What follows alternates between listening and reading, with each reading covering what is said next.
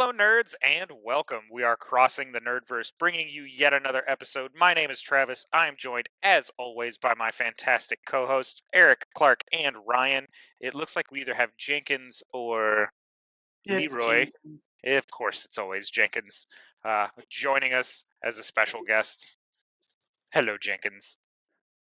You see, I have a bit of scenery change for me. The game room is now officially the nursery, so that is the little baby's room. I am now been delegated back to our reading nook. So here we are. This week's topic, we're going to be talking about powerful women in the Nerdverse, specifically anime. I'm sure we will get wildly off topic, as is tradition for this podcast. But first, Ryan, how was your week? Oh, it's been a pretty good week. It's been pretty normal, not a lot going on. I've been enjoying looking into some of the road ahead stuff that Magic the Gathering put out. Getting pretty excited about that. Been enjoying playing the Echoes update on No Man's Sky. That's been most of my video game time. And so really it's been kind of in that realm as far as the Nerdverse goes this week. Gotcha. Clark, what about you? Been a lot of work. I have also been one of the very lucky people to have found the Boulder Gate. Boulder's Boulders? whatever, Boulder Gate. For some reason, that tone switch does not work in my brain. I have found that glitch where I cannot get the green lady to join me on any of my quests, and I cannot get the druid to join me on any of my quests, which makes me big sad that I cannot do Owlbear from the top ropes, and I actually have to play the game. So it is a pretty save heavy game. Can you probably backload and see if that? I found it way too far down the save pathway. Oh, no.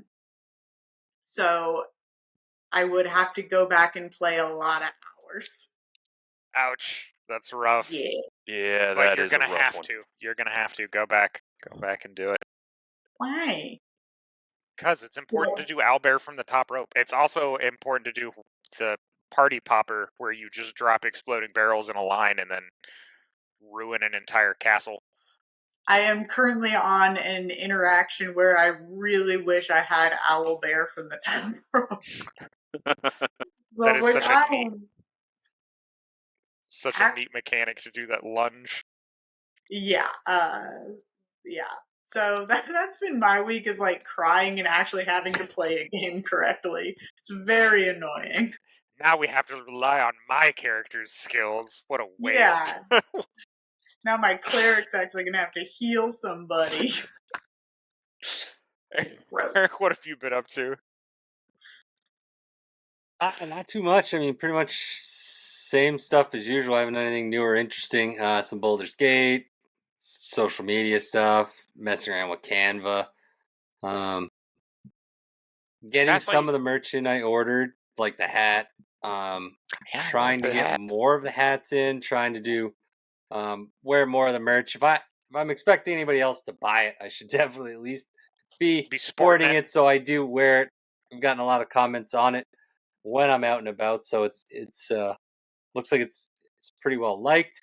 But yeah, I can't think of nothing really. Tried that chainsaw anime. Can't remember the name of it. Sorry. Chainsaw Man. It's really that easy to remember. Yeah.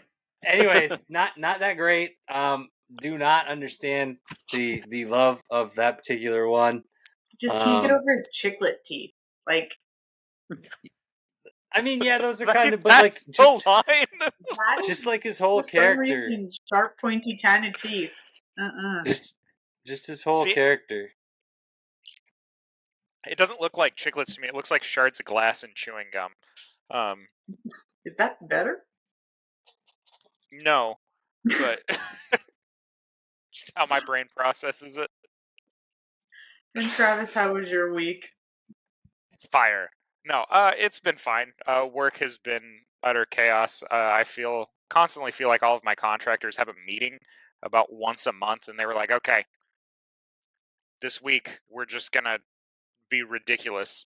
and we're going to make ridiculous demands, and we're going to ask if we can get warranty replacements for things that we dropped from a 4-story building. I'm like, your warranty's not going to cover that. He's like, well, we dropped it out of the window and now it's broke. I'm like, well, yeah, it fell 4 stories. Things have a tendency to do that. He was like, well, can we get another one? And I'm like, for $300, yes, I can get you another one.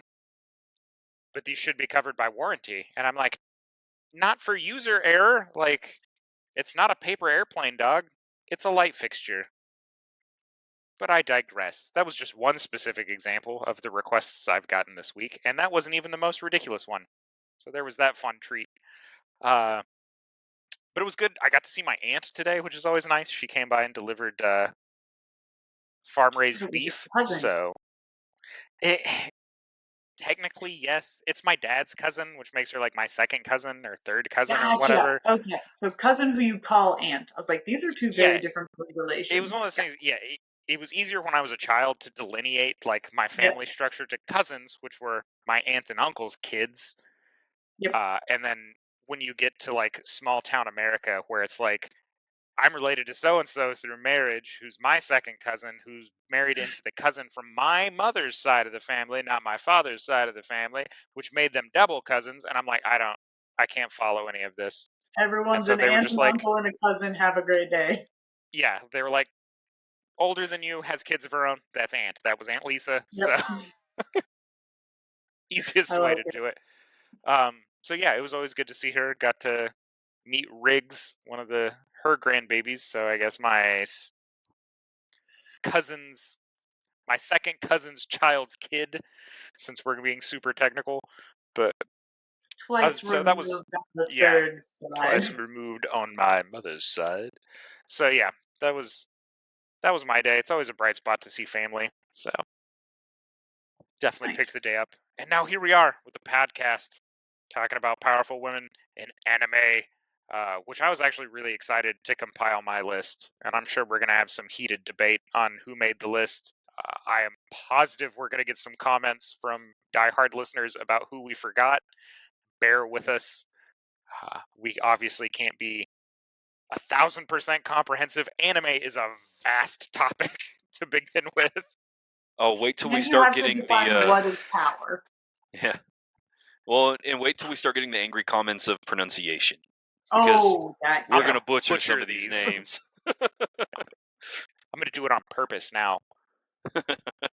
I'm going to do it on accident and pretend it was on purpose. So, I think we should start off. Who is someone that you strongly considered for your list but left off? Ooh, Claire about it a little bit. Claymore. Only because I love Claymore, and because I started off thinking, who are the female main characters in anime and manga that I know of? And the list was very short. Outside of like romance novels and romance manhwas and stuff like that, I could think of Claymore, Licorice Recoil, and that was really the only two. And I guess Darling in the Franxx, you can consider her the main character, kind of, or like a dueling main. But like, I couldn't really think of a ton of main female leads in what I would call power animes with power, where you fight, I guess. But as much as I wanted to put her on there, I was like, I don't think she would fare that well against some of these other fantasy females. Like, she's great in her own world, but she's gonna get her ass whooped by the rest of my list. Yeah. Oh yeah. If this ends up being like the ultimate battle for Ultimate Destiny style, my list isn't going to make it to the final round. Like maybe a couple, but some winners that I think could take it. I've got a couple on my list that I think would be hold on high. 1 second here. Everybody shit on me when I was like My Hero versus Black Clover, and everyone's like universes and powers transfer and stuff, and everybody's talking about females versus female. So because they're females, the powers and universes transfer and they can fight each other. No, because there's ones that are going to have some pretty distinct advantages based on the physics of how their powers work, which was why I said My Hero Academia versus Black Clover was going to be a moot point, because the way those powers are structured are wildly different. Go ahead, Ryan. Like, yeah, I would take Claire in like a Bleach character pretty closely, but like some of the world, like the time I reincarnated as a slime. Nobody's taking in that world. Oh yeah. Oh yeah, everybody's OP. Like the OP Yeah. characters are OP. I should have done that one for power creep. Damn. Yeah. Yeah, that's true. That's true. No, he Yeah, I eats just wanted stuff to and gets get a new out there. power, so it makes sense. That's Yeah. his whole power is that he eats things to get Beelzebub powers. is just stupid. Beelzebub. That is his move. He goes, nom, and eat your power. Well, and see, actually, the universe power translation is a big one on why I cut a couple from my list, because I was strongly considering either Asuna or Sinon from Sword Art Online, but the topic at hand was powerful women in anime. Now, they're great as long as they're dived in and they're playing their video games and stuff in universe, but when they're unplugged, they're just normal people, and so they're not going to they're going to do well in a battle royale or on a power scale, right? And so the translation of power becomes super relevant. Yeah. Well, because their whole power base for those shows is how they use the mechanics of the game. Like that's how their Exactly right. their power is based. So yeah, outside of the game, who knows how they would fare? So mine would be Hinata. I did not include her. I almost did from Naruto. Yeah, she because is strong.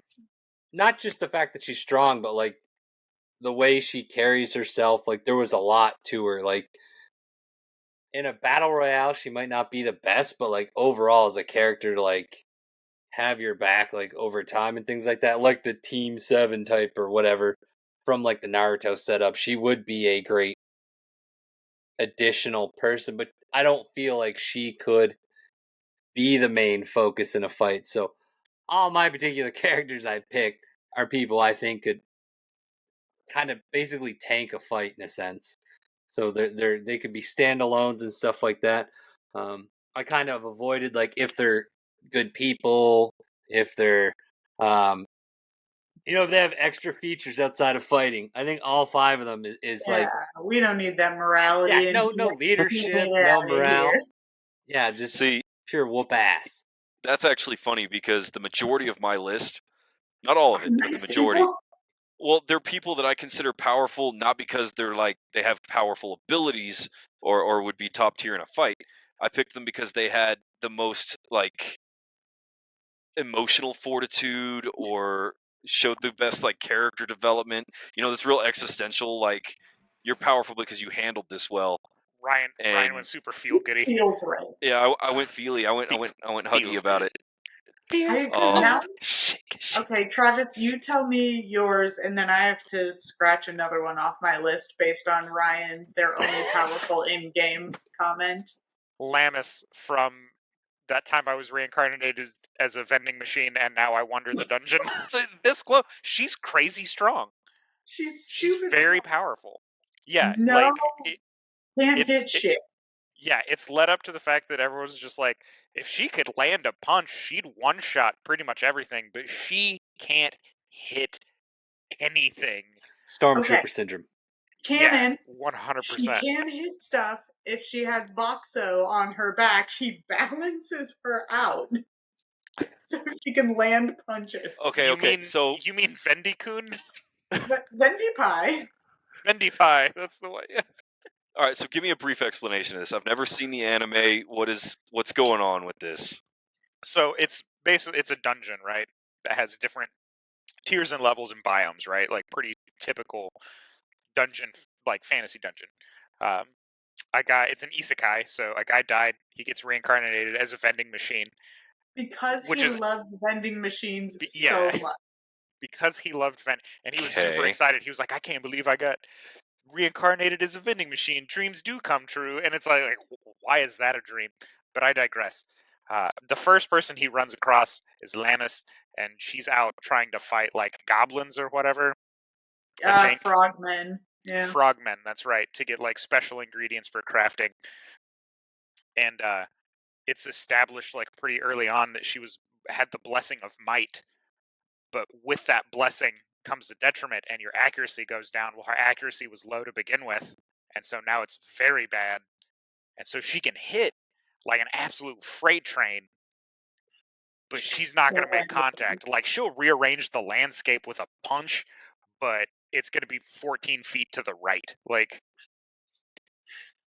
but yeah, Yeah, the whole and he premise of it is the guy's reincarnated as a vending machine. He can change forms and sell different things based on their needs. Like one time he turned into a candy machine and dispensed Mentos, and then immediately transformed into a cola machine so they could put out a forest fire. No, they were fighting the frog. The salamander people. thing, the Yeah, fiery and they frog shot guy. it in the. That's, Oh yeah. my god! And then he can level up depending on how many coins he can spend his points on stuff. It's annoyingly good.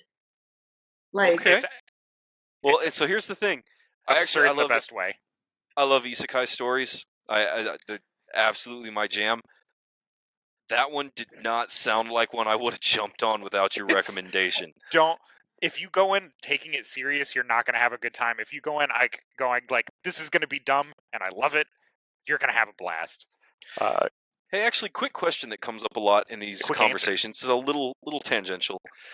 In order to be considered an isekai, does the character have to be reincarnated as somebody seriously powerful? No. All right, cool. See, that was my answer too. So glad to know. Every once in a while, somebody will get reincarnated as something like really weak, and it turns into like the reverse comedy syndrome, where it's like instead of being the OP character, you're like a disappointment to whoever summoned you. It's like I tried to summon the great and powerful, mighty demon god, and we got Franklin. it's like Summoned to Another World with No Job. That's a pretty good one. The one that I love, it's kind of like that. It's Campfire Cooking in Another World. Super fucking funny, super good. He gets summoned and his power is online grocery store, which Jenkins. Just knocking over shit. Jenkins being a cat is what he's doing. He's like, oh, this is on a shelf, not in my house. Knocking over signed bleach. It's a problem. All right, so let's get into this. All right, so here's Jenkins. Here's my idea for the way it goes. So a couple of things that we need to get out of the way first. When we're considering this character and whatever character we start off on, we need to take into account both the universe they're in and the kind of things they have access to, right? This can be allies, this can be equipment, potions, devil fruit, whatever the case may be. You start taking that into account, I almost had to switch my list. Well, and so one thing I'd like to challenge us as we get started, with the list that you guys prepared, do you think you can start bottom to top? Can you start with your least powerful character and we'll work our way up? Yeah, I can do that, no problem. That's how I organized my list. All right, nice. Clark, I think you kind of touched on it. I know Ryan did and I did. I don't know if you want to emphasize on it, but Travis, how'd you do your list? So, I went with, the alpha female that, power punches shit. Ryan went with developed characters. I can't remember what Clark said. Sorry, I've been trying to do, three things while doing this. Mine are power ladies that I think could stick, if I put them in a battle royale, I think I'd have pretty good odds. Think they're going to medal? Yeah, see, I went... I went with... I'm thinking I can put them in any situation, co-ed, and I think they'd do pretty decent. I'm pretty sure my one would take it. I went with a combo of various types of power, I guess, in my opinion. So you have the social political power, you have raw strength power, and then magical powers, somebody who's developed a talent or a knack or whatever. So I've got people with devil fruit powers, I've got people who worked out extensively and became stupid strong, and then I've got people that have years and years of study. I have one person that is considered a tactical genius to an extent. So I'm kind of scattershot all over the board here in various forms. I didn't pick anybody really that had a whole lot of political power as far as a leadership role goes, outside of I think my number 8, and that's just because she's a captain, and so yeah. Well, that was another thing. So I avoided anybody, and we talked a little bit about this before the show. I avoided anybody that was like an elder deity or a demon lord or no demon same. lord bullshit. So I actually ended up cutting I have a demon lord. Lust and a bunch of characters from Full Metal Alchemist because technically they were homunculi, like they're constructs. Yeah, and I have a couple on my list that really toe the line, but yeah. Well, that Zero is two. why I didn't pick Rimuru, is because they is technically non-gendered in the They are a anime. slime. Yeah. Like, they even transform, look No down, and gender. go, it's nothing. Yeah, which was actually a really funny episode. I Really love that one. He's like, "There's nothing here." I was like, "What?" Spoiler alert? Like, he tries to creep on himself, and he's like, damn. Gave me the Ken doll. I don't even think But he got okay, the so I think it's just blank slate. are we doing top 5? Or are we doing top 10? I would start with 5. 5? Just because we Okay. chat a lot. I have one on my list who, as I was ordering them, I have no idea where to put her because I don't know that much about her, but I know she's OP, and that's Sailor Moon. Oh, that's solid. I didn't even think about Sailor Moon. She's like, when up she's there. not Like, crying, she is top tier. yeah, you're talking Superman syndrome. Like, fights Yeah. elder demons and cosmic entities. Like she starts light in my childhood and then like really ramps up. yeah, So by the time she's midway through her run, like Sailor Moon could take on Cthulhu. Like but she there's worked no way. up to that though. Like there's a She difference. did. Like, Superman was She born did. and like could just punch things. I was like, that doesn't stop her from being crazy powerful. Yeah, but she works up to it though. Like again, that's something I don't mind. Like even in video games, like you go from level 1 to 99. Like that's just what you. Which I'm not arguing that point at all. And we may talk about where we found them in the series to where we consider them powerful. Obviously, late stage characters, even ones that don't have bad power creep, are going to end up significantly more powerful than when they started at the beginning of the show because of things like experience and learning and that kind of thing. Clark had to go off camera to correct her cat. I don't know if you guys, anyone that is joining us live that can see our cameras, Jenkins is being a cat and knocking things off of her shelf, and of course has chosen the most opportune time, which is when we're having our podcast. But yeah, I can't believe that I completely spaced on Sailor Moon. I'm sorry, everyone. Everyone here but Clark is about to catch some hate. I think it's. Yeah, Sailor Moon's got to be up there. She's a weird one though. But she's a weird one. Like she was one of the first ones that was really. I don't think it's that weird. She's OP as hell. Like she could probably toe to toe with most people on my list. Well, I'm saying, but I just don't know enough about her in Endgame to be like, oh, of course she should be here on my list. But I know she's up there. See, I've never seen the true like late Endgame Sailor Moon stuff. My daughter's got into it. I've watched several of the like spin-offs and reboots.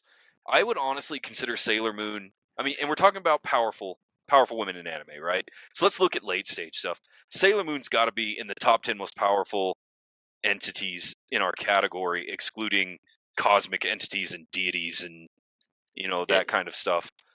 And so, if you looked at it kind of like who's the most powerful X-Men, she would be way up there on the list. What week are we talking about for most powerful X-Men? Because that fluctuates pretty wildly. And so I would say she absolutely fits the list. She is an incredibly powerful female anime character and an anime lead, to mention your point that you brought up earlier. And I'd easily put her in the top 10 of all anime. She does do a lot of crying. I don't know if I do that. But she does do a lot of crying. But I mean, she's 16. That's fair. That's fair. I cried. I couldn't do it. You knew my sister when she was 16, and she did not do a lot of crying. No, but she did a lot of beating everyone up. She beat up. Okay, I have to clarify this. My sister catches a lot of hate for this. She beat up one of my friends, and to be fair, they probably had it coming. Okay, 100% deserved it. Throw that out there. No, I got nothing but love for your sister. She's great, but when you start looking at Sailor Moon, when you start looking at Sailor Moon, though, you get into some like. She's got to be transformed. She's got to do like the Power Ranger thing. So like, then we got to start looking at like Kimberly, the Pink Power Ranger. She's pretty bam for that bow. Like, well, but here's the thing: one of our Has it- qualifiers is I anime, think right? Sailor Moon would Is whoop anime, a Power Ranger's Yeah, butt. it's anime. I think Now so, here's the too. thing: Little in Great all Clay anime, people beat up Yeah. Power Rangers in all consistently. anime, there is a very common trope for transformation, right? Whether this takes on the Sailor Moon transformation where you become the solar entity, or whether it's the Gundam thing where you go down your tube and launch your robot, whatever the case may be, we've seen evidence in multiple animes like DBZ and actually in Sailor Moon where she's able to enter her transformation before she gets shot by a bullet after the gun has been fired. Yeah, but Also, DBZ was Black good Clover's about it, always though. the Don't shoot or attack while transforming. Yeah. Yeah, DBZ always lets you. They always let you transform. Goku's gonna Well, let yeah. you get to whatever Yeah, your oh yeah. final You can form do whatever is. you want. He's not. Eat his kid, whatever. He doesn't Yeah. care. He's here for it. He's like, get strong. Let's do this. But But see, no, when we look at it, it's pretty common in anime though to have those like suit ups and power ups because you see it in Black Clover all the time. Like this isn't even my most ultimate spell move thing, and I'm like, maybe lead with that. yeah. Yeah. Well, and see, a lot of them I could see where it's like, okay, it's animated because it's cool and it's for the viewer, but as far as the in-universe timing goes, it's like instantaneous, you know? And so now you compare that to, many of the Gundam Wing or Gundam animes where it's like, okay, they're in this fight and there's enough time for Homie to get from the barracks, run down the hallway, get into his cockpit, launches his Gundam out there, and it's like, the bad guy's just sitting out there like staring at his watch like, can we fight now? usually- or... I've been usually in a with deployment. You have time. Yeah, there's time. I've been in a deployment. You have time to run to your vehicle. I mean, Well, I and didn't here's the jump thing. into a fucking mech, Yeah. but I did Yeah, get but into a even Humvee. with Gundam, you have space. You're going to detect them when they're 6 million kilometers away and all that kind of stuff, so... It gives your villain time to monologue, and that's There what's you really go. important. and that's really what's most important Yeah. for villain arcs is the ability to get out an entire, usually 15 to 20 minute story from start to finish. But no, All right, so my I don't number think Seal's 5 bad. is Urza from Fairy Tale. But I like a Oh, lot of the all right. people in my bottom 5. Yeah, I actually, Well, when we I can cut talk mine about down your to bottom 5, second. it's Well, a weird list when I cut mine down to 5. But all right, so Urza. So Urza is the girl in Fairy Tale that has the armory, right? She's got like a collection of magic weapons and armor and stuff. Yeah, she's pretty badass. That's actually a great one of the character. only ones really. that has extra development that I mentioned. None of mine have. She actually Yeah. kind of does because she's sort of a leader. Mhm. And see, but I wouldn't. That's crazy that she's in the bottom of your list. I'm curious to see what's above it because I would count Urza as a pretty boss character. Like some of the armors and swords that she's able to pull out of her spell works are incredible.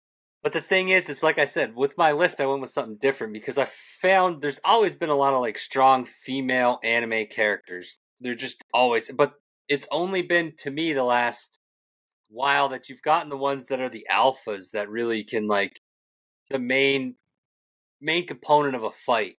So that's why, like I said, I avoided the other sides of female characters because we've always had, I hate to say this, and I say it for male characters or dogs or whatever, almost like accessory characters. So you've got the main person that's like the Naruto, and he's got the female right there that's ready to heal him and stuff like that. Like you've always had the extras and things like that. So that's why like most of my list is like just leads, like just like whoop ass, like that's what it is. And like I said, Urza's different because her leadership on top of the fighting was really good. Like she got the two red guy, cold guy to be friends.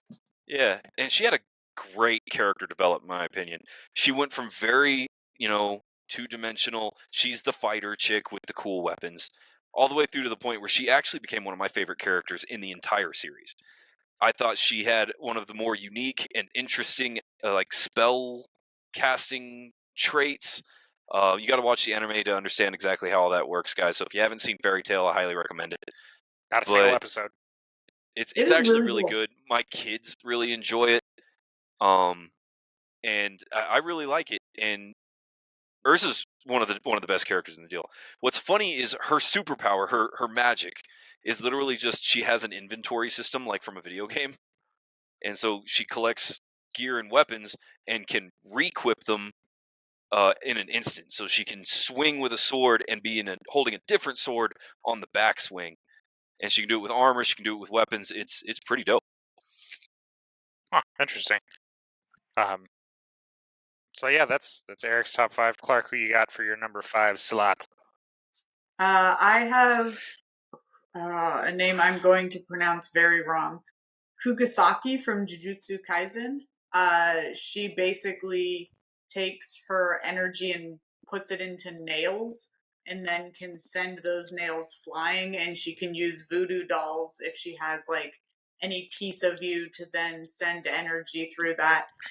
I really enjoy her as a character because like she just doesn't take any shit and she doesn't need any approval from like her male characters. And I just love her intro is her at a like train station, and she's like, "Do you think I could be a model?" And the guy like runs away, and she's like, "He doesn't know what he's talking about." And she's just like, the confidence I'm here for, and she has like I enjoy her holistically as a character, and she's pretty damn OP if she can get a piece of you. And what's her name? Kugasaki. I can't say it either. I was Googling honestly so I could have a curious visual. as to who was going to have the first person from Jujutsu Kaisen on this list. I should have known it was going to be Clark. I should have known. Her and Mai, and like Mai is really great, but she just can't use like demon energy. She can use weapons, which I guess makes her stronger because she can fight everyone who has this kind of. I think she won't have as much of a long game arc, but Mai is also pretty sweet. So that actually brings up a valid point. I was real careful on my list to not select multiple characters from the same anime. Did anybody pull doubles? Yeah, I almost had a hat trick. Oh, okay. No, yeah. I have one double, and it's like my tie for third. Gotcha. Okay. All right. So I've never seen Jujutsu Kaisen. What's the basic premise? Demon Basic fighting. premise. Demon fighting. Okay. No, I'm messing with. Fighting.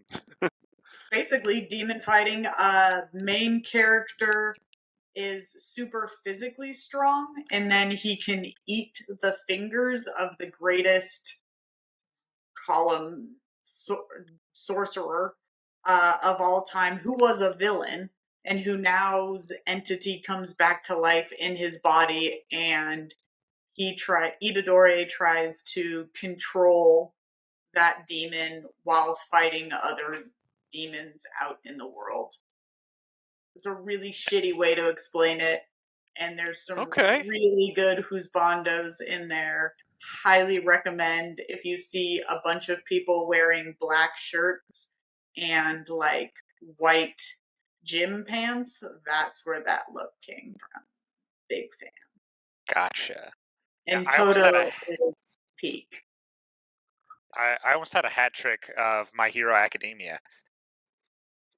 Okay. Lots. I mean, nothing wrong with that. I was just kind of curious. There's just a lot of like really wildly like top tier, as far as raw power goes, female characters in there. Not a whole lot like necessarily of development, but that is a cast of characters that's so huge. Like there's so many people that recur, over and over and over again. It's not like your core cast characters to an extent you get with a lot of shonen style anime where you have like maybe 4 people that get followed pretty frequently, and then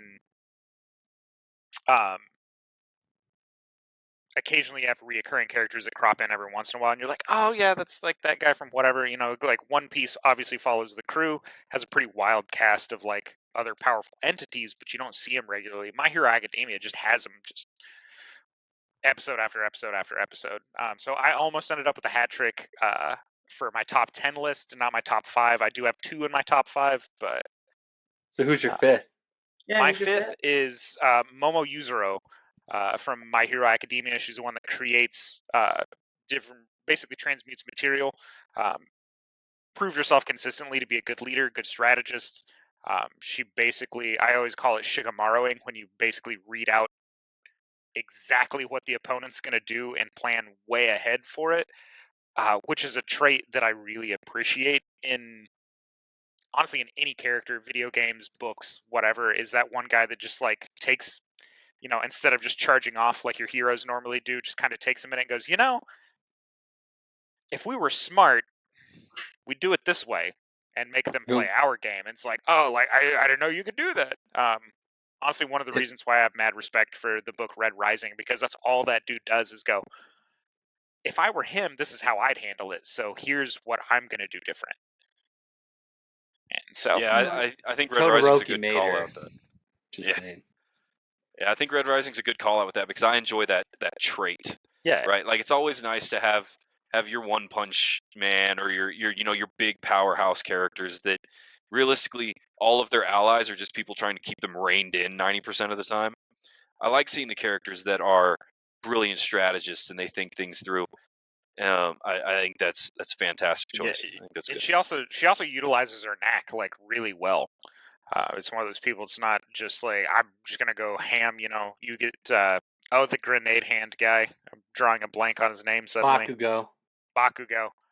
Who's just gonna charge off and explode, and like that's all he's gonna do is explosions and anger, and that's literally his whole strategy for fighting. No, it isn't. You Yes, gotta rewatch that whole anime. That dude is I have a to rewatch from genius episode when he 1 fights. because the guy screams, uses his explosions to fly, and then blows people up. That's what he does every single fight. I'm not saying it's wrong because it works. Smart. No, he's so smart, and the way he fights and the way he picks up on things. Like, look at the scene where they rescue him. Okay, when All Might's fighting. I'm just saying. I don't believe Bakugo's huge, dude. He's smarter than you. Yeah. You're all right, so right. yeah, so we're gonna argue about two male characters in our powerful women section. Yeah. So my number 5, she's not gonna win the first round, so to speak, compared to some of the ones that have been put on the list. But I went with Motoko Kusanagi from Ghost in the Shell. I think she's a fantastic character, full body prosthesis cyborg, has a lot of clout with the department that she works for, has a lot of really interesting abilities and a very brilliant mind to put everything together, do investigations, and can hold her own in a fight. I think Major Motoko is Motoko? Again, I'm going to butcher all the pronunciations. Is got to be easily one of my favorite characters in anime, and definitely in my top 5 powerful women in anime. Mm-hmm. I am going to give a shout out to someone I had to cut though, because I really wanted to get Mikasa from Attack on Titan in here. She's an absolutely amazing character, but when it comes to power level, like she's great in her universe. She can really use her gear and do some cool stuff. But you start putting her up against a lot of the characters that we see from some of the Isekai series or My Hero Academia, and she's not gonna. I'll talk about her later. So, but yeah, so Motoko Kusanagi is my 5th slot. Mm-hmm. All right, so that was everybody's 5. We'll start off. Eric, who was your 4? So for my 4, I went with Mirko from My Hero. I know you have her too, Travis. That's my 4 too. Nice. It's just, again, it's just the way they developed her and the way they made her. She wasn't just extremely feminine. She wasn't just like, even though she was a sidekick, like the way she stepped in and the way they built that one fight around her. That was awesome. You don't see that too often in anime. I don't care what anybody says. You just don't get it. Especially the way she held her own, even took all those crazy, gross injuries, and still was just fucking people up. I mean, realistically, that's what she was doing, and she knew what she had to do. It's just not your standard portrayal of a female hero. Like there was no like tears running at any point. Like she actually just got madder the more she got hurt. There wasn't a tear; it was anger, and then she just kept going. So, well, she unleashed. I loved the fact that she was consistently taking on multiple villains at the same time, and like everyone else during that attack arc was just struggling to stop one, and she's out there just like, I got 6 tangled up, and I don't understand why everybody is taking so long with their one. Like, pick up the pace. I don't know what it smells like, but it smells like bitches. Yeah, like it smells like little bitch in here. She was like, damn, if I'd have known I was gonna have to carry this whole crew, I'd have brought a backpack. My neck pain. Yeah. Ooh, from carrying this show. No. My 4 is Shaltir Bloodfallen from Overlord. Ooh, good She choice. is a pretty OP little vampire. She does get frozen pretty early on in the series and kind of like, I'll call it possessed. But like, if she were to truly unleash, she would be a really hard one to beat. I think she just is very intelligent, very tactical, and just powerful from a short range and from distance. So she could do melee and ranged. I haven't watched Overlord. I'll have to at some point add it to the I gotta list. lie to you. Actually, I don't like it. so I think, Eric, you would actually enjoy it. It's kind of that old school campy humor combined with a lot of over the top action. Yeah, It's okay. It's not one of my favorites either. That particular character is a really cool one. And see, a lot of the isekai stories lose me whenever they make the characters too powerful. I've never been able to get into anything where the main character is just unbeatable, right? I can't do One Punch Man. I can't do that one anything is. similar. Love One Punch Man. That's. I don't know if it's technically an isekai because he gets pulled into a video game like Sword Art Online. Yeah, but he ends up getting stuck there as a permanent reality. Yeah. And it's kind of what happens in A Log Horizon as well. I count it Yep. as an isekai, even if No. it's not.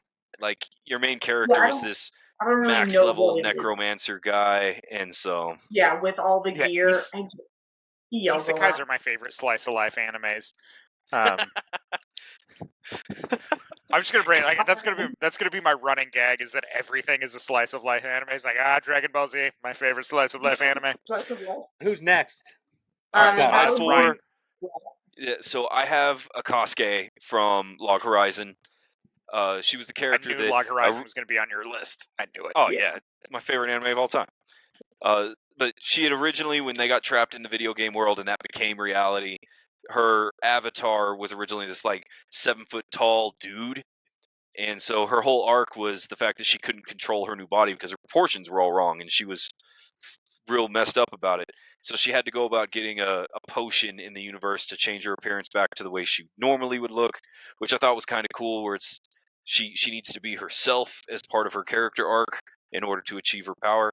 And the minute she actually gets there, she is this amazingly dope assassin shadow character that's all over the board, super stealthy, weapons expert with cool ninja magic, and I think that she's got a great character arc where she starts off needing some assistance. The guy that helps her out ends up becoming one of her best friends, and she consistently through the entire series has his back. And I think that's just a really, really cool arc. And so Akasuke's easily my 4. And I think in this round at least, she would be able to hold a fight with the other selections. I don't know that I'd win, but she'd hold her own.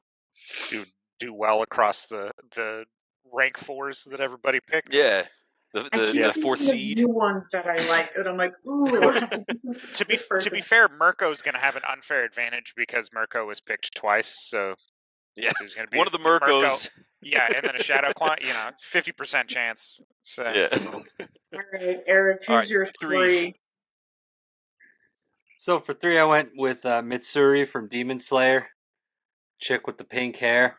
Okay. Yeah. And she's just ridiculous because when you look at it, a lot of the other, even the main characters, had issues with the top tier demons. She did not really. When she was fighting, her sword was pretty cool.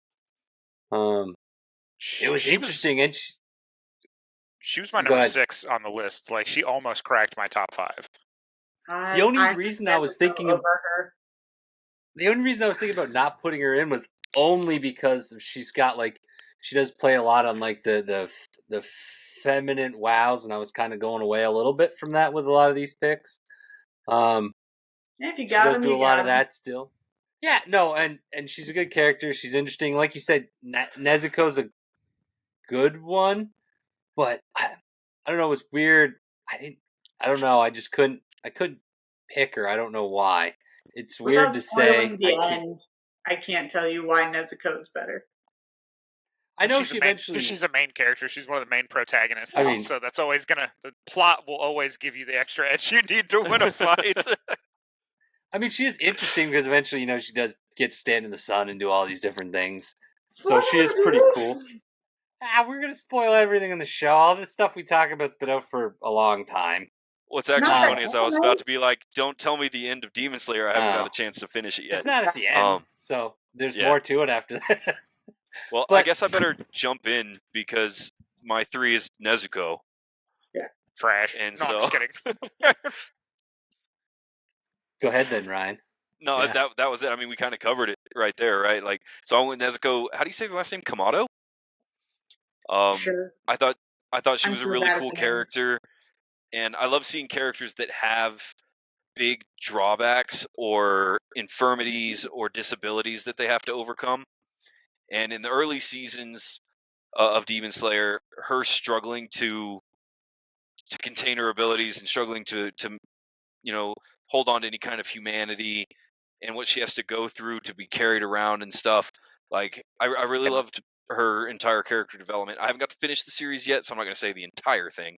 She's super dope. Like, I'll give it to you guys. Like, I understand why she made your list. She didn't make mine, but when she goes it's understandable that you would put her on there. Pretty hard to beat. I call it final form. It's not really what it is, but like. But yeah, I mean, it's the trope, right? This is my final form.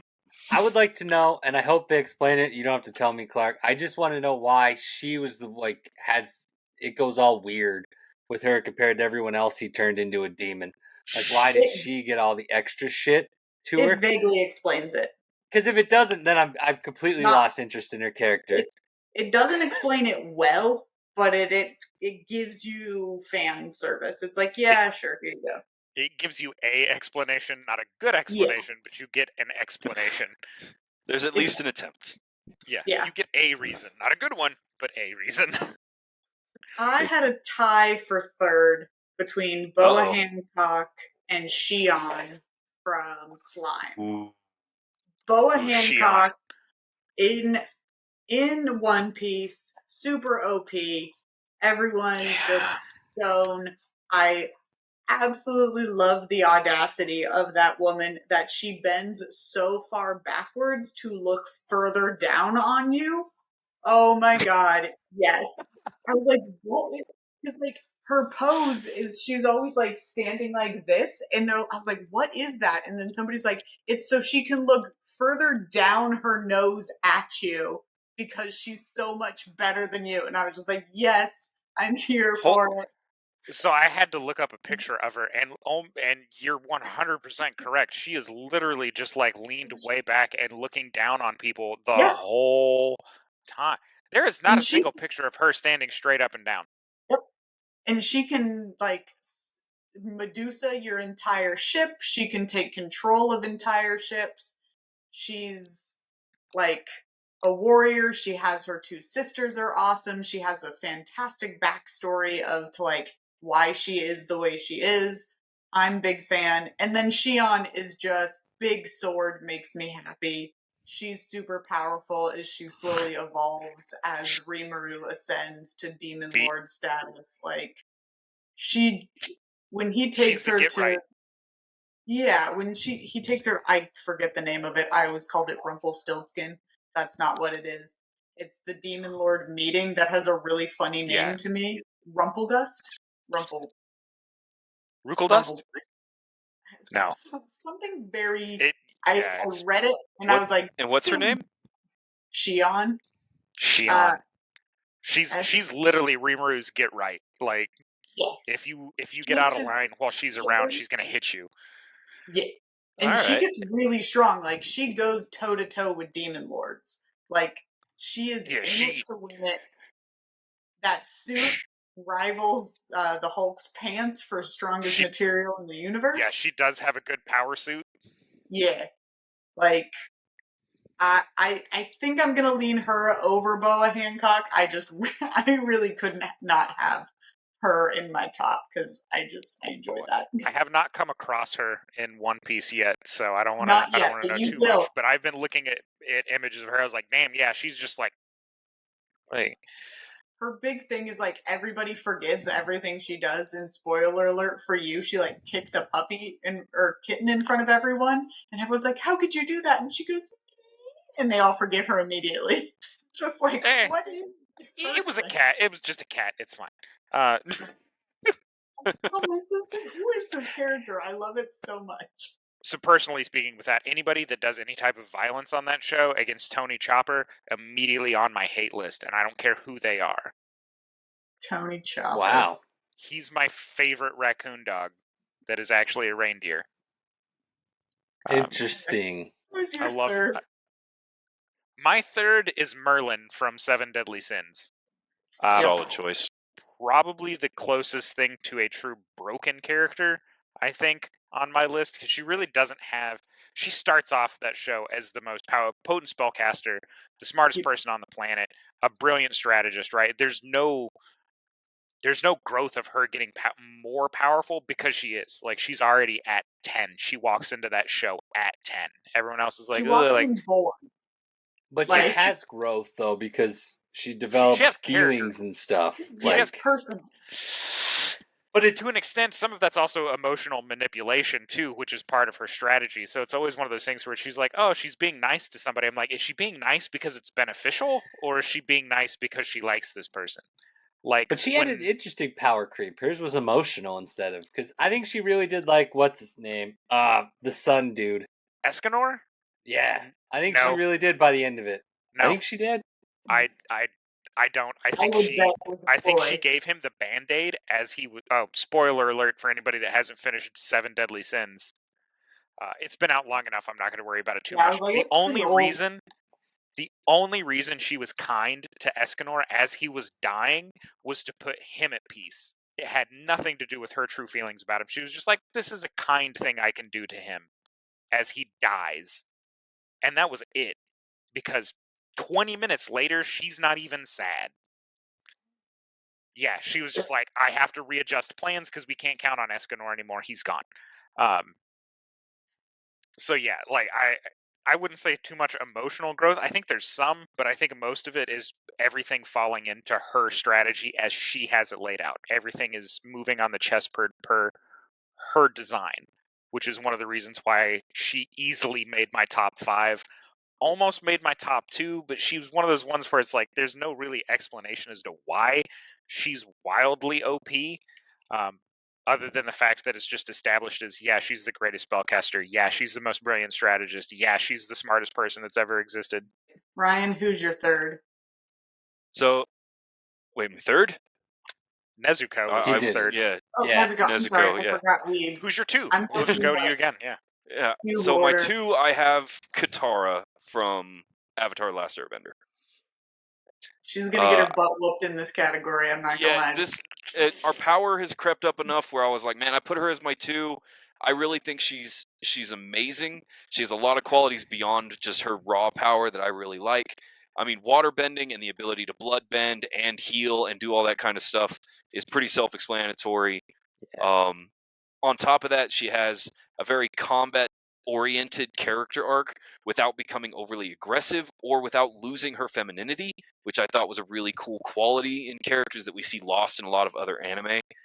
And she's consistently stayed one of my favorite characters of all time and has one of the, in my opinion, coolest power kits in anime, because it's focused, it's interesting to tell a story about, but it's diverse enough where you can do a lot with it.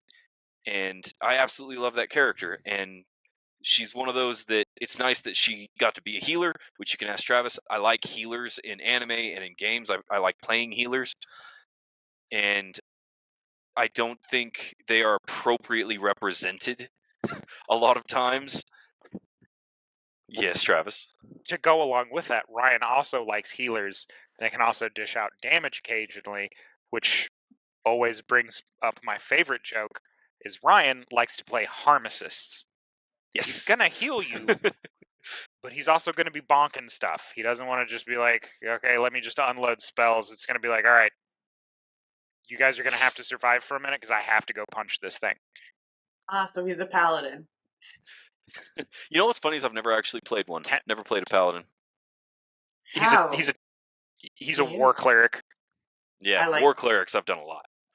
And see, in WoW, it was always bubble priests or shadow priests, and so bubble priest is a preference. Pretty fun. I don't even think that's a hot take. I think that's just a statement of fact. If Toph and Katara went toe to toe, my money's on Toph. Yeah, I don't know that Katara could take Toph. Like, Toph is just an absolute boss. How does Toph do in mud? Is that ever determined? Can she still feel the same vibration in mud? I think so. There was an episode where they were having to deal with like a swamp, and she was doing just fine. Okay, couldn't remember. Yes, Jenkins is back. I'm not letting him cause terror. He is being relinquished. I think the only time she really struggled in a fight was when, and now I'm drawing a blank on his name, Aang, was basically not touching the ground while they were fighting, and that was a struggle for her. But again, she essentially has what's the equivalent of tremor sense, to put it in D&D terms. But yeah, I don't think that's a hot take as far as just a straight up fight goes. I do agree with Ryan. She did have a lot of interesting character development. She did have a lot of very interesting story arcs. I think she was way too mean to her brother, who turned out to be pretty tactically sound towards the end of the show, for being the only dude with no powers. He was just like, he had the power to learn a ton of different sword techniques or fighting techniques. He did have like the sword and like the different fighting techniques, but I think it boiled down to his like essentially like battle acumen is the only way I can really describe it, of knowing where to move pieces on the battlefield, was his big strength. But I digress. Right. We're getting off topic again. Clark, who you got for your 2? Oh, did Eric give his 2? No, not yet. You can go ahead, though. No, go for it. No, I'm following the little squares on my screen. So am I. My number 2 is Bisky, or Biscuit Kruger from Hunter x Hunter. Like, of course, Gong and Killua are the number 1 power in that, but she is their trainer. Without them, they are nothing. She is their senpai. She whoops their, and if you see her in her true form, you gonna get this shit kicked out of you. Everyone's like, oh my god, it's a cute little girl, and then she's like, poof, poof, and just whoops butt, and she's very smart, very tactically sound. I enjoy her holistically. She's just really fun to me. It's like, again, fun little like side tangent with that. Every time I see Bisky on Hunter x Hunter, it always leads me to Pam from Archer, where she's in the fight pit with like her hands all like bloodied up, and she's got like the white tank top on, and she's got her hands overhead, and she's screaming, "Big Mama's handing out biscuits, baby!" Like, that's all I can think of is every time I see Bisky on Hunter x Hunter is Pam going, "Big Mama's handing out biscuits, baby!" Like, thank you for destroying that character for me. To me, it makes her way better, because it's exactly what she's doing. It's just throwing bones at people. Yeah, she deserves to be in my top 5. She was 9 on my list. They don't ever go in depth with her in power either, so you never know how truly strong she is. Like, she's a great trainer on top of everything else, but you never see the full extent of what she can do, because I don't think she ever goes ham on anybody super strong. I don't think I've ever seen her go 100%. That's what I'm saying. Like 10 to 20%, where she's just like, don't bother. Like, goodbye, friend. She's not coming in at 100 because she doesn't need to. She's like, doesn't she kill you if you see her other form? Isn't she do that to that dude on the beach she fights the first time she changes? Usually just because she whoops the shit out of you. Yeah, that's what I mean, but like... You see my other form, you insta-die. It's just, you see my other form, now prepare to die. Yeah. You're either going to be deceased or you're not ever going to have the ability to speak again. It's whichever. Yeah. But yeah, Bisky, super, super duper strong. But yeah, you never really see her just go 100%. Like, you really never see her just come unglued. She does have to transition out of her little tiny pink dress form. But there's still time. Fingers crossed. Fingers crossed. So we get to see Bisky go ham. Get to see her go full Pam.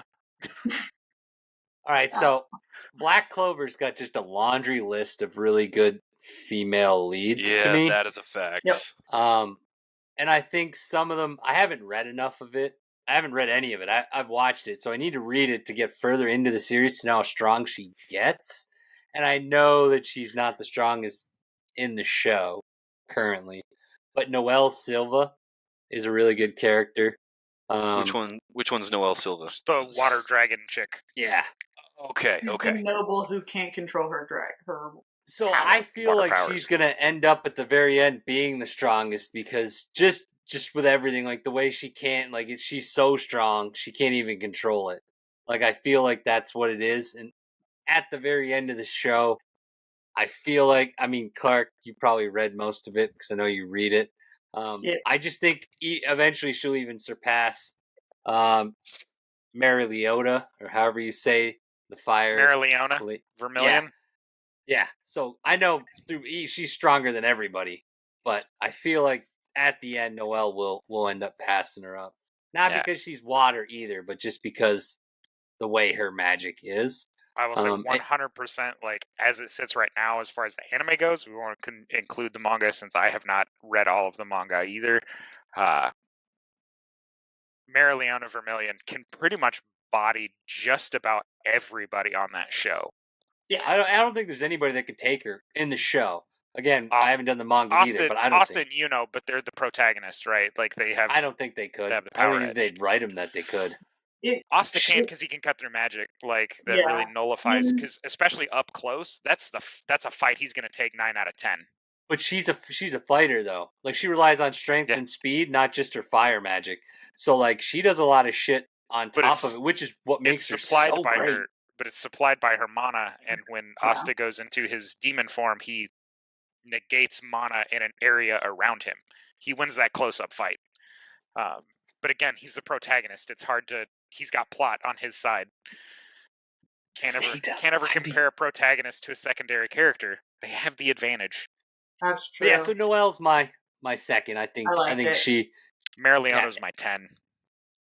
Like, just the way they develop her and everything like that, and the way she's so strong, she can't even control it like most people can control magic.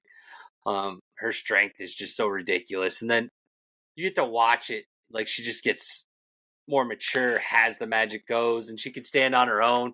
She has quite a few good fights, like, by herself. Again, like I said, my list, the biggest thing for me was I wanted to see those strong female leads that just take the whooping to the people. I forgot one from my list that probably should have made my top 10, and I feel bad about not including her, but that's Charmy from Black Clover. Shout out. Yeah. Absolutely a friggin' animal. Charmy is strong. She's got tied with Noelle for me. Really? She's got the, like, wolf, like the sheep and wolf thing. Yep. Oh.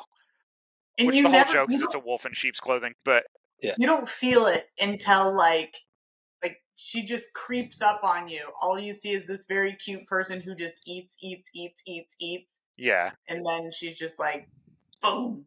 You're like, oh. She's one of those, she's just a hungry child. Yeah, and like her whole gimmick is that she's eating all the time and she wants all the sweet treats, and like her magic is basically sheeps that cook for her. Yep. And then you start seeing her fight and she summons like the great big sheep, and I was like, oh, it's like that's the ram, you know, like it's the leader of the flock, and then all of a sudden like the fluff burns away and there's a wolf underneath. I was like, it's the big bad wolf. Like, oh, you scary. Gotcha. My 1 would still beat everybody's 1 though. Yeah, right. So we haven't even got to my 2 yet. Yeah. I know, I'm just saying. Don't brag. We don't know yet. Travis, who's your 2? Kale from Dragon Ball Super. Oh, solid. Yeah. So went toe to toe with Super Saiyan gods, without ever having transitioned to Super Saiyan before that arc. And she managed to just throw bones with the best of them. She ate a frickin' Super Saiyan God Kamehameha from about 6 inches away. He was blue. Is saying a lot. That's God, Super Saiyan God, isn't it? Is his blue hair it's a version? step up, actually stronger than God. Oh, it's a step up God from is God. faster and blue is stronger. Ah. But, but she's also that's what she's most known for, though. Unfortunately for her in the whole fight, is like her most notorious clip is him like power sliding his Kamehameha along her attack to blast her in the face. She eliminated her and Caulifla eliminated a solid like third of that field themselves. Like No, they they were did powerful damage. before, and then when Vegeta was just like, you know, you have other forms, right? Why are you waiting? Go Super Saiyan. And they're like, we don't know what that is. He was like, are you shitting me? So in typical Saiyan fashion, he was like, this is how you get stronger. Come back when you want to fight again. Well, and that's and the they thing did. is, like, And they very nearly knocked Vegeta out. They pushed Goku to his limit, and it wasn't one of those things where he's like, well, I'm only going to match power with you. It was Goku going, Oh, shit, I'm tits. going to have to pull out all the stops on this one. Like, this is not going my direction right now. Well, and I loved Kale because she was a pure blood Saiyan. Yeah. It took forever for her to actually step into Super Saiyan. She was able, I mean, she's by far the strongest female character in the show and can actually overpower the vast majority of male characters in the show. Yeah. And yeah, absolutely. She can definitely beat Yamcha. Just kidding. Everybody beats Fantastic Yamcha. choice. Poor Yamcha. All right, top Yes. seeds, final round. Who wants to Okay. go first? We're gonna Eric's say got Eric the for last. confidence. Eric bragged about having. Eric's gonna have to go last. Yeah. All right, so I'll open us up. Now, bear in mind, again, I had some self-imposed rules. I didn't go with any, like, gods that took on female form, no archdemons or anything like that. I was avoiding the characters that were overpowered for the sake of being overpowered because they're boring characters. I don't know anything about them. How dare you? And so my top seed is Lucy from Elfen Lied. And I so don't know that one. oh, you would actually love it. It's kind of eldritch horror-esque. So she's a half-breed or a divergent human that has crazy powers of telekinesis. She has a whole nest of what they call vectors, which are these invisible telekinetic tendril arms. She's got a body count in the tens of thousands. She's an incredible strategist, Killed more people extraordinarily than the plague. resilient. Yeah, like she's just a walking, devastating force of nature. But the cool thing about her character is that she has this dichotomy I really enjoy because she's very tragic. She's constantly tormented. She's constantly like at odds and having these serious problems. And then will flip it around and becomes this really nihilistic tormentor. She's kind of an anti-hero, anti-villain type of character that you can't ever tell if is she a good guy, is she a bad guy. She's just this absolute walking devastation and lots of telekinetic chicanery, and I think would be a real contender for top seed for powerful women in anime with my self-imposed rules. Her character arc was one of the most satisfying I've watched, and if you haven't checked out Elfen Lied, I highly, highly recommend it. All right, I'll add it to the list. The ever-growing list. The endless ever-growing list. It's kind of my thing with anime. It's like, man, there's just always one more that's getting tacked onto this list. It's not getting any shorter. Especially because I jumped into One Piece and I was like, well, this list is not going to get short for a while because I have like 4 gang. What gajillion episode episodes. are you on? Like, you're still in. Fire Fist Ace just got his shit stuffed by Blackbeard. Okay. So I'm so like, I think we're right before the merit. 200 to 250 episodes ahead of you. Yeah, it's right before the Marines Ford arc, I think. Yeah. Is what I'm leading up to. Yeah. I think you're in like the 200s. All right, who's next? Clark. I will go with Millie. Oh my God, Millum. Millum from Slime. Slime. Is that how? I feel like that's the wrong pronunciation. It's M-I-L. It's how it's spelled. But I know that's not what I hear when I watch the anime. It's like Millium or something is how they actually pronounce it. She is a demon lord. She is a catastrophe level demon.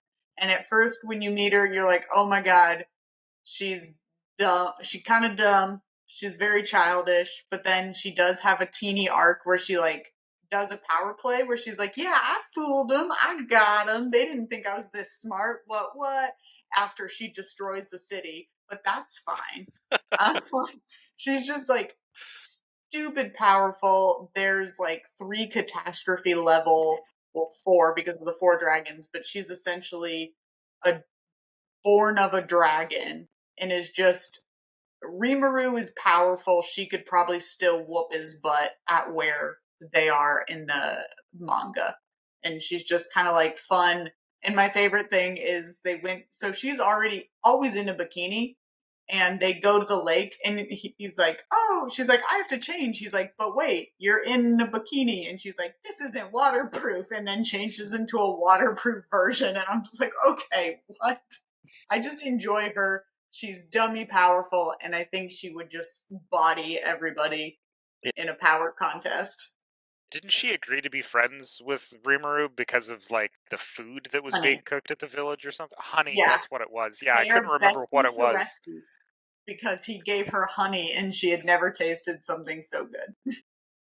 I knew it was something ridiculous that ended that fight, but I couldn't remember what it was. Wonderful. And yeah, she just destroys an entire city and an army, basically for funsies. Not for funsies, but as like part of a plot for herself. Yeah. Nothing. She has that ability. Yeah, unless it's actually, I can't remember the dragon's name, Vendorai at the moment, like who's a true dragon. Right. He might be able to go. Actually, I think at Rumple, whatever, they go toe to toe for a little. It's a drink. Huh? Sorry, I said Rumple Mints, but that's that's a drink. I would absolutely start drinking again for a bottle of that. It's a name that really annoys me, and it's like Rumpelgust or like Rumpelstiltskin, or I'm gonna go look it up and be so mad when I turn around and like pull it off. And it doesn't even start with R. No, it starts with R. So for my number one, I have Tatsumaki from One Punch Man. She's the green-haired lady that flies around and is wildly arrogant. She looks down on all the povels because she's just better than everybody, and she knows it. She also is wildly OP. Everybody in that show is wildly OP, so it's kind of weird to use that term for One Punch Man. Yeah, the entire premise of the show is everybody's kind of broken in some way, shape, or form. Hers, though, is just massive, like telekinesis or psychokinesis abilities, so she can pick things up, manipulate them. She crushed like an entire. I guess they're not demons, but it's like the monster things that always invade the cities. She crushed one down using her telekinesis powers to the size of a pinhead and then launched it into space. There you go. As one does. As way to solve the problem. I loved the fact that it was like super casual, because it was this great big thing that was just like rampaging, and like all the other heroes in the city were like, what do we do? None of our attacks are working. And she's just like casually flying by, and she's like, oh, inconvenient. She just smushes it and then just shoots it into space, and everyone was like, why didn't you get here 20 minutes ago? And she was just like, you should have been able to handle it, idiots, and then just left. Like, I was on my way to get coffee, and I don't have time for your shit. Yeah, she just doesn't have time for anybody. And like I said, she's one of those people who's like, she knows she's wildly powerful and does zero to hide it. Like I said, again, with Merlin walking at a 10, same thing. She has had some like character growth.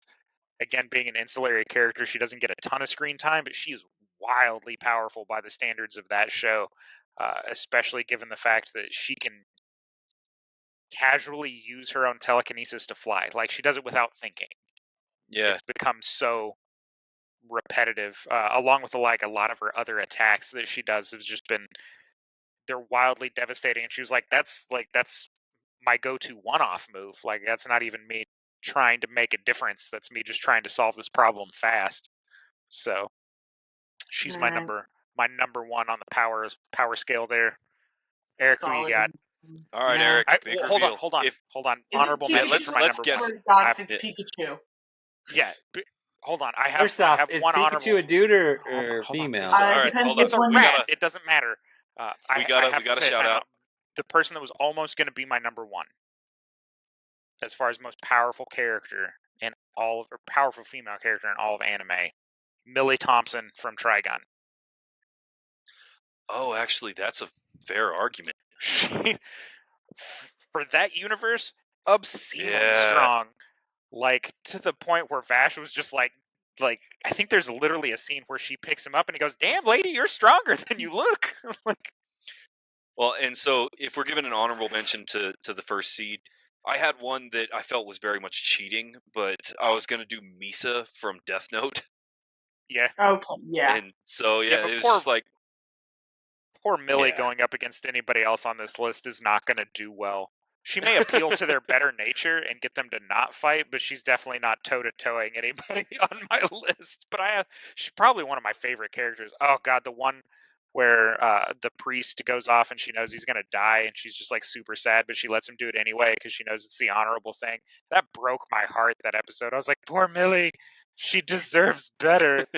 All right, so while we come to the end of the episode here, we Well, have no, we need Eric's. Eric's number one. Yeah, I know. Yeah. I know. Okay. So we have Obviously- Eric's obviously top Pikachu. seed coming up. Yeah. He's very confident. He's played it out. Eric, just a yes or no question, real quick. Has the character you have for your top seed been mentioned yet? No. All right. Do y'all want to take a guess on what Eric has for his top seed? No. Because the minute he says some transformer that's got a female's voice, I'm going to lose my First Timbits off, over here. technically anime. Technically But- anime, not technically. It's But- technically a robot. Yeah, it's a Transformers would robot. win. They move too slow. They wouldn't Yeah, defeat that's most true. of These these are people. lady bots from Austin Powers. Yeah. But honorable mention, if you were going to do that nonsense, honorable mention in Mikasa top was seed. such a better character and would tool a lot of the people on this list Mikasa. because that chick from Attack on Titan, Mikasa, she would Yes, okay. even with I wanted with to the make sure gear. you're talking about the same one. Yeah, like with her gear, like and the swords, and they have I can't remember what it was. She was one of them. They were just so good at fighting. I can't remember why. Well, And it was like because- her and one other guy. I can't remember his name. Sorry, it's been a while. I have a hole she in my was the brain, most so. skilled scout on Titan. Like there's No, second most. What's his name was the best. I I love gotta look what's him up now. Oh, Levi. right. Yeah, Travis so is the- Levi was the best. She was the I- second best, but have my- she could tool a lot of people. I have my guess, and I feel like it's a pretty strong contender because I know Eric. I'm saying Jessie from Team Rocket, the Pokemon anime. Yeah, there you go. It depends on which set of Pokemon she's using. Hey, they are That's really extremely tough, very resilient. They really- are. That woman's strong as shit because I've seen her just Yeah. get aced by like really big Pokemon and just pop up like, oh shit, like. I feel like Eric watches how heavy are the dumbbells you're lifting, and that's got to be his I'd never top even heard one. of that. Oh, Oh my okay. God, So He's I got went with Anime, if you want Retsu. to learn how to get into fitness. Retsu. Who? Retsu Unohana from Bleach. The She was like my number original 7. Kenpachi. Yeah, that's Like, pretty solid. Retsu pretty. Oh, ham. you know what? Yeah, that was the one. And- She was super like very chill, like she was very zen all of the time. Always But was calm. originally the most bloodthirsty criminal. Yeah, That you know, she that's was. a She good used to be. pick. She used to be awful. That is a good pick. And That is just a when good they pick. went, She was in. I think she was like my 8. I don't think she was like my 7 or 8. I gotta And when say, you Eric, look I was at her, the way expecting you they to pull out changed her- something ridiculous, but this is a good choice. Like, well, again, it goes with what I went with, man. Like, she's a character that could carry her own. She could fight almost anybody by herself. She doesn't Yeah. need anybody else. She wasn't an Wicked accessory to anybody. yes, like- wicked smart. And Wasn't she, like, bloodthirsty isn't she to a the fucking captain? T. Like Yeah, a Soul captain of Society the captain. 4th. Yeah. Captain of Captain the of the 11th 4th. originally, Captain of the 11th. when she was the original Kenpachi. But just, and then the way they drew her, like when she fought the new Kenpachi in like the 100-Year War, like you could just see like the radical difference in the character. Well, yeah, Yeah. they did her justice in the 1,000-year. Yeah, like 1,000, not 100, sorry. But like, yeah, so that's like I said, when I went with my list, I wanted a lot of characters that did stuff on their own, that could handle everything on their own, that could solo stuff. Ooh, Albie just brought one up. I wouldn't use her Tsunade though, from 'cause Naruto. She's not gonna make. I'm pretty sure everybody on my Tsunade? top 10 could go toe to toe with Tsunade from Naruto. I did her have upside one was that... Go Oh, ahead. go ahead. Eric. she had the come back to life thing. That was her big thing. She had 2 lives That's fair. and the slug. Like, So so did she did like, if she was sneaky enough with it, she could get you. She Yeah. had hands. Like, Oh, she could throw bones. Like I'm not. yeah, she could denying that. outdrink anybody on these lists. That's true. I I'm pretty will- sure I she will- could. All right, She next could outdrink episode, anybody on my Steve list. Obviously, Zorro. I was gonna say Roanoke Zorro. No, hold on.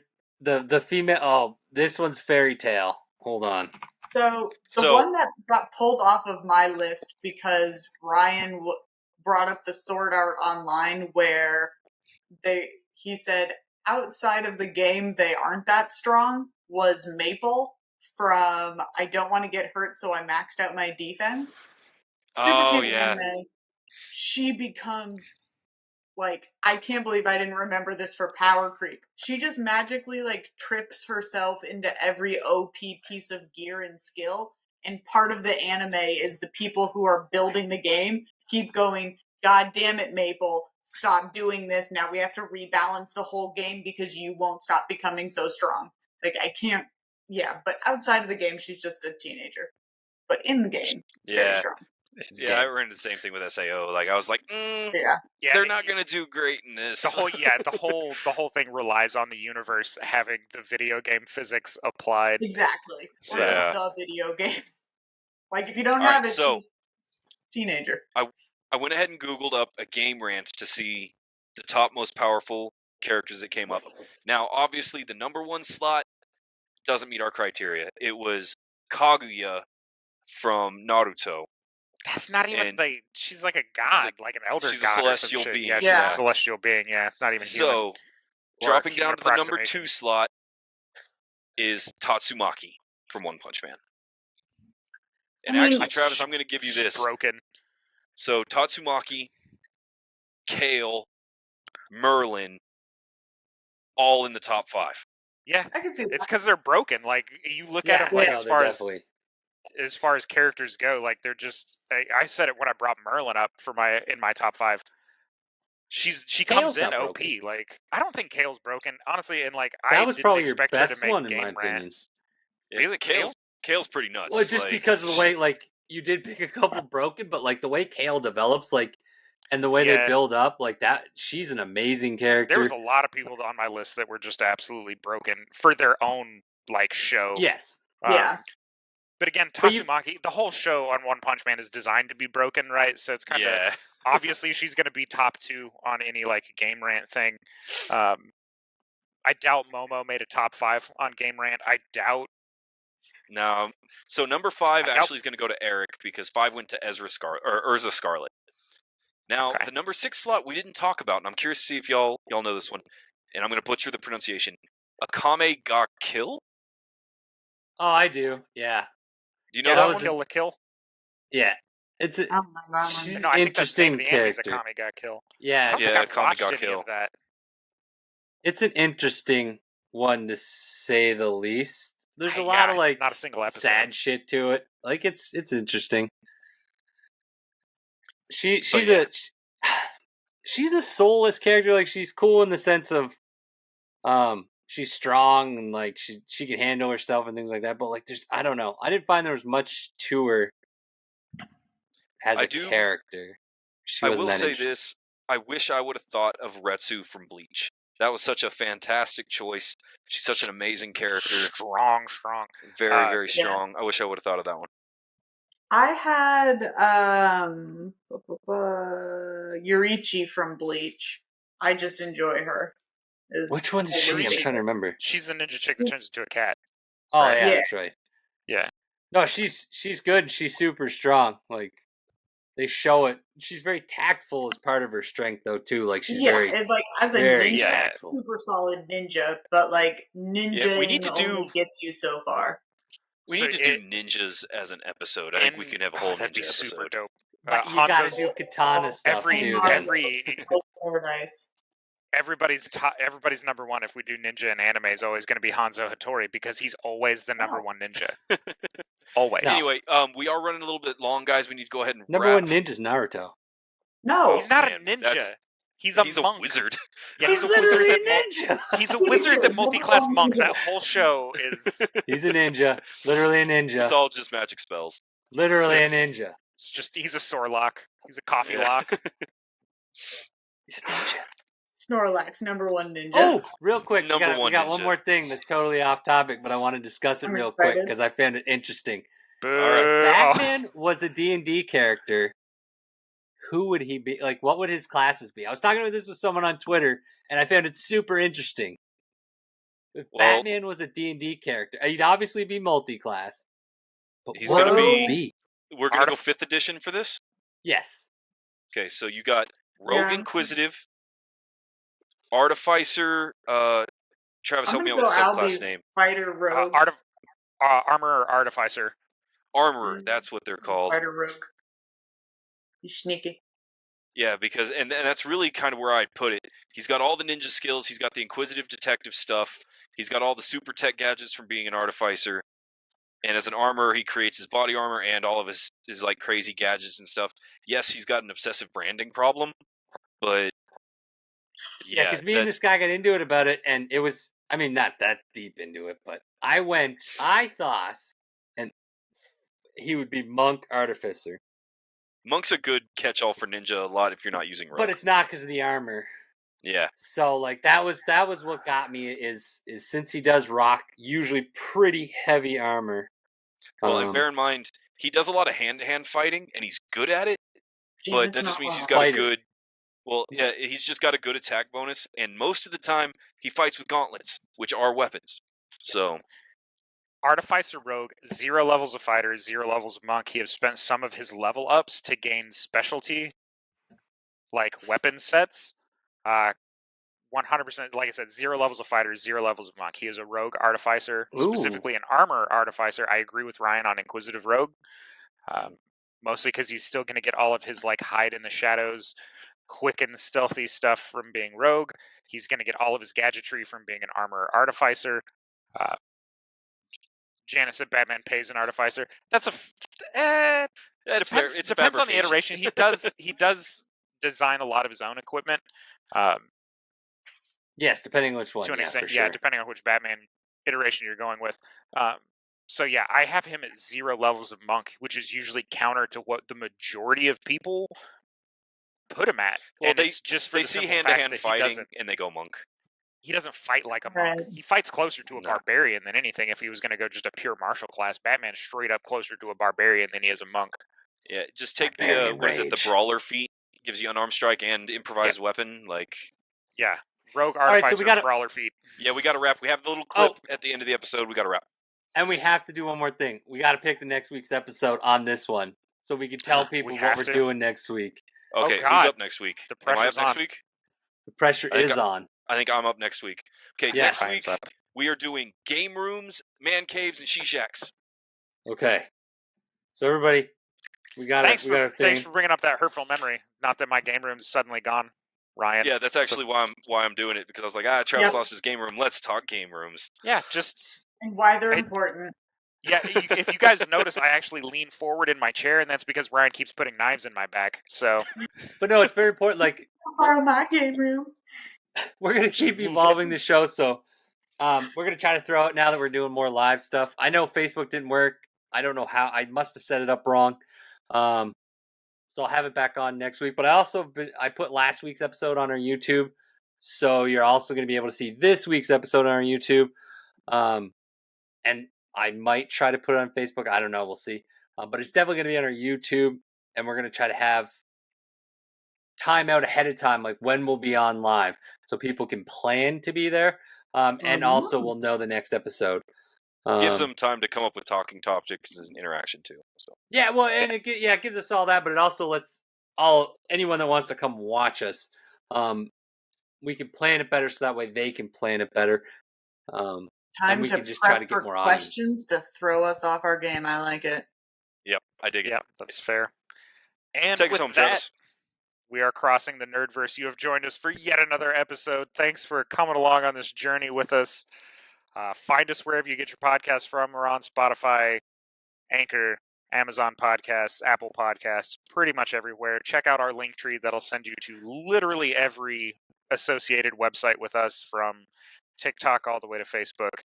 And we will see you next week. Thanks for joining us. See you guys.